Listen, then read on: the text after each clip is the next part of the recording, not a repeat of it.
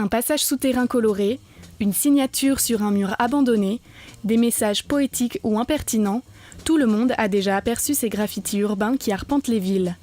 Autrefois élément clé de la culture underground, le street art s'est aujourd'hui diversifié. Mais ses origines remontent bien au-delà du métro new-yorkais des années 80. Il y a 40 000 ans, on a découvert des traces de gens qui ramassaient des choses par terre, donc soit des cailloux, soit des braises, et qui faisaient des marques dans les grottes. Donc quelque part, street art prend ses origines dès le moment où l'homme a marqué son territoire.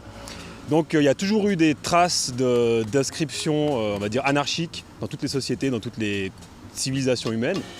Le matériel aussi a bien évolué. Si aujourd'hui le spray fait l'unanimité auprès des graffeurs, cela n'a pas toujours été le cas.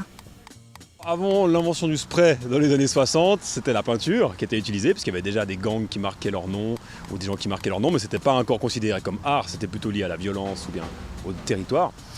Mais dès l'apparition du spray, ça permettait d'être plus rapide et puis de ne pas en mettre partout, pas devoir trimballer des pots.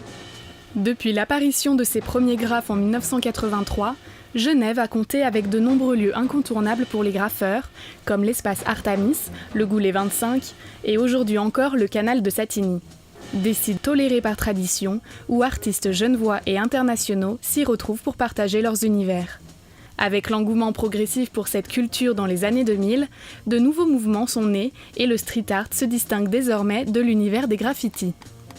Dans le graffiti, ça va être de prendre le plus de risques, poser sa pièce le plus de fois, dans les endroits les plus inaccessibles et plus dangereux. Si on parle street art, ça va être d'avoir une grande visibilité, quitte à les faire dans la cour arrière de sa maison, puis les poster sur internet, et puis intéresser le monde des galeries et commencer à développer un travail artistique sur support et qui est en galerie. Tout repose sur cette frontière de la légalité. Face aux autorités de la ville qui font la chasse à ce qu'ils appellent incivilité visuelle, la communauté des graffeurs a sa propre définition du graffiti.